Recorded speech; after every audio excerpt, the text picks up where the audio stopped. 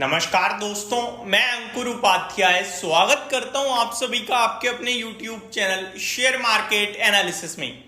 अगर किसी ने हमारी कल लास्ट वीडियो देखी है जो मैंने अराउंड 9 o'clock डाली थी, 9 PM के अराउंड, जिसमें मैंने आपसे कहा था कि आज का दिन ना स्टॉक स्पेसिफिक बड़े एक्शन वाला होगा, क्योंकि बहुत सारे स्टॉक्स के लिए खबरें हैं जिनमें मैंने 4 डेटा, 12 स्टॉक्स और 2 stock alert plus Nifty, global market, FIDIs, ये सारी चीजें डिस्कस करी थी। एक डेटा बताया था 4 डेटा में से कि आपके लिए ऑटो सेल्स नंबर आएंगे आज, क्योंकि नया महीना शुरू हो रहा है। और दूसरा, आपके लिए जो बैंक्स NBFCs है ना, वो अपने Q1 के अपडेट पेश करेंगे। देखो, महीना नया शुरू हो रहा है वो तो हो ही रहा है, लेकिन क्वार्टर भी तो खत्म हो गया, तो क्वार्टर ऑन क्वार्टर बेसिस पे जो अपडेट आती है वो अपडेट भी आएंगी इस बार। इसी में एक कंपनी है जिसका नाम है इरेडा का शेयर आज तूफानी रफ्तार से भागता हुआ दिख रहा है दोस्तों। लगभग 3% ऊपर अभी करंटली ट्रेड कर रहा है, लेकिन ऊपर में 201 रुपए का भाव दिखाया है स्टॉक ने आपको। अभी 196 रुपए पे ट्रेड करता हुआ दिख रहा है। वॉल्यूम्स पे नजर डालूं मैं तो हिला देने वाले वॉल्यूम्स हैं। लगभग जो पूरे दिन में ट्रेड होते हैं इस स्टॉक के, वो अभी तक ऑलरेडी ट्रेड कर चुके हैं और 12 बजे का समय हो रहा है अभी। एवरेज वॉल्यूम जो मुझे यस्टरडे यानी कि फ्राइडे के ट्रेडिंग सेशन का दिख रहा है वो है 2.44 करोड़ शेयर्स का, और अभी जो वॉल्यूम्स ट्रेड हो गए हैं वो दोस्तों 2.42 करोड़ शेयर्स ऑलरेडी ट्रेड हो चुके हैं। 5 दिन का एवरेज वॉल्यूम अगर मैं देखूं तो वो 4.8 करोड़ का है, और 30 डेज का एवरेज वॉल्यूम 3.5 करोड़ शेयर्स का है। तो आई थिंक इजीली सरपास कर देगा अपने इन वॉल्यूम्स का, जो एवरेज वॉल्यूम्स हैं इनके लॉन्ग टर्म के, उसको भी स्टॉक। अब आज ये शेयर जो 3% ऊपर है ना, उसके पीछे कारण है दोस्तों इसके Q1 के अपडेट्स। मैं आपके साथ डिस्कस करता हूं। कंपनी ने जो अपडेट दिए हैं उन अपडेट के दम पर स्टॉक आज आपके लिए रैली करता हुआ दिख रहा है। तो हेडलाइन क्या बनी है वो बता दूं पहले आपको। IREDA stock source 6% on Q1 business update, अब 525% फ्रॉम IPO प्राइस। तो अपने Q1 अपडेट्स के बाद 6% तक मॉर्निंग में भागा था, तो तब ये रिपोर्ट निकाली थी, और 525% के रिटर्न्स दे दिए इसने IPO के बाद से। हालांकि IPO के समय में काफी बुलिश था, बट अराउंड 100 रुपीज के समथिंग मैंने प्रॉफिट बुक करने की राय दे दी थी, लेकिन स्टॉक 200 रुपये चला गया। जब 200 रुपये था तो मैंने काफ़ी वीडियोस बनाई कि ये एग्जिट का समय है, यहाँ से निकल जाना ही बेटर ऑप्शन है। ये बिना 30 रुपये वाला IPO 200 रुपये हो गया, 6 गुना हो गया, किस बेस पे हो गया, ये सारे कंसर्न्स थे मेरे।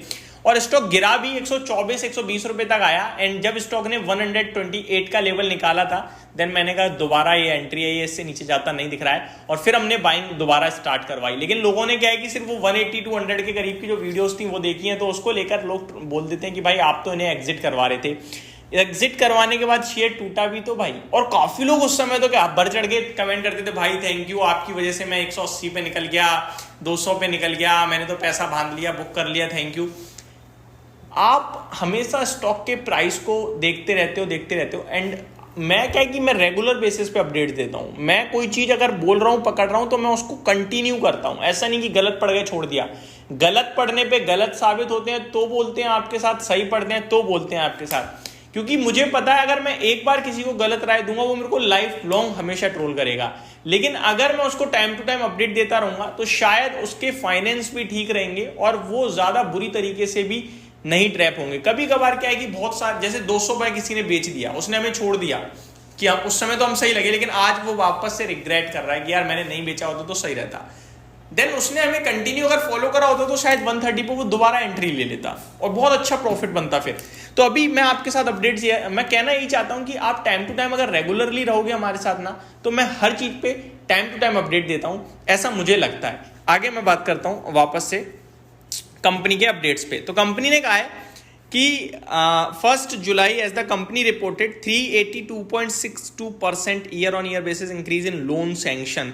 382% का लोन सैंक्शन में बढ़त आई है साल दर साल, जहां पे totalling 9,136 crore compare to 1,893 crore year earlier. तो बहुत बड़ा जंप है ये। The companies loan disbursement also rose 67.61% year on year basis. तो लोन डिस्बर्समेंट भी काफी तेज बढ़े हैं, लगभग 67% की ग्रोथ देखने को मिली है साल दर साल। Firm outstanding loan book grew 63,150 crore in Q1 FY25, up 33% from 47,207 crore a year ago।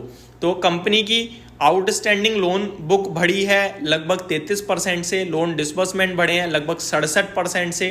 तो हर एक पैमाने पे बहुत ही दमदार एक्शन देखने को मिला है आपको, और इसी के दम पर ये स्टॉक आज आपके लिए तूफानी रफ्तार से भागता हुआ भी दिख रहा है। बाकी मिनी रत्न ऑलरेडी आपके लिए कंपनी है, महारत्न बनी, आई थिंक नवरत्न बन चुकी है, महारत्न के लिए ये तैयारी कर रहे हैं 2030 तक की, जो डिटेल्स मैंने आपके साथ ऑलरेडी डिस्कस भी करी हुई हैं। अभी यहाँ से क्या करना चाहिए, फ्रेश एंट्री एग्जिट? देखो रिसेंटली कंपनी ने जो 5 साल का आउटलुक दिया था, मैं उसको देखकर काफी बुलिश हूँ, लेकिन अभी हाईस पे मैं आपको कह दूं कि बैठ जाओ लेके, वो ठीक नहीं है। अगर कभी डिप मारेगा 150 रुपए तक तो ठीक है, आप चाहो यहाँ ले लो, फिर गिरावट के लिए पैसा जरूर बचाना, 5 साल का व्यू रखना, क्योंकि कंपनी ऑलमोस्ट हर साल डबल होगी अगर 5 साल तक के इनके लक्ष्यों की बात करी जाए तो वो मैं काफ़ी ज़्यादा इम्प्रेस हुआ हूँ उन सारे टारगेट्स के देखकर, लोन डिसबर्समेंट और इनका एसेट वैल्यू को देखकर।